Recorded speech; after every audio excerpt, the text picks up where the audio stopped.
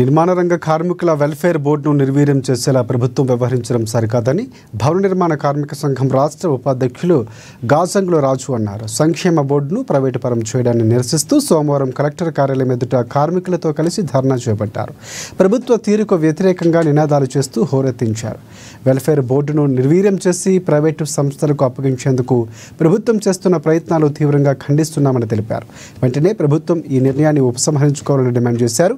కార్మికులకు ప్రతి నెల 5,000 రూపాయలు పెన్షన్తో పాటుగా సాధారణ మరణానికి 5 లక్షలు, ప్రమాదం వల్ల సంభవించే మరణానికి 10 లక్షల రూపాయలు ఇవ్వాలని డిమాండ్ చేశారు.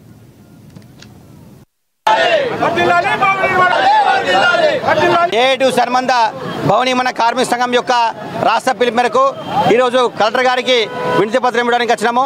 భవన నిర్మాణ రంగంలో పనిచేసే కార్మికులకు లేబర్ వెల్ఫేర్ బోర్డుని నిర్వీర్యం చేసే ప్రయత్నం చేస్తుంది ప్రభుత్వము. నిర్వీర్యం చేయకుండా ఈరోజు ప్రభుత్వ పరంగానే కొనసాగించాలని చెప్పేసి మేము డిమాండ్ చేస్తున్నాము. ప్రభుత్వము ప్రైవేటీకరణ చేసి దీన్ని చేతులుపుకునే ప్రయత్నం చేస్తుంది కాబట్టి సరైనది కాదు. ఇదివరకు లేబర్ డిపార్ట్మెంట్ ద్వారానే క్లైమ్స్ కానివ్వండి, రెన్యువల్ కానివ్వండి, రిజిస్ట్రేషన్ కానివ్వండి చేపట్టేవాళ్ళు. ఇప్పుడు కూడా దాన్ని అదేవిధంగా కొనసాగించాలి, ప్రైవేటీకరణ చేయకూడదు అని చెప్పేసి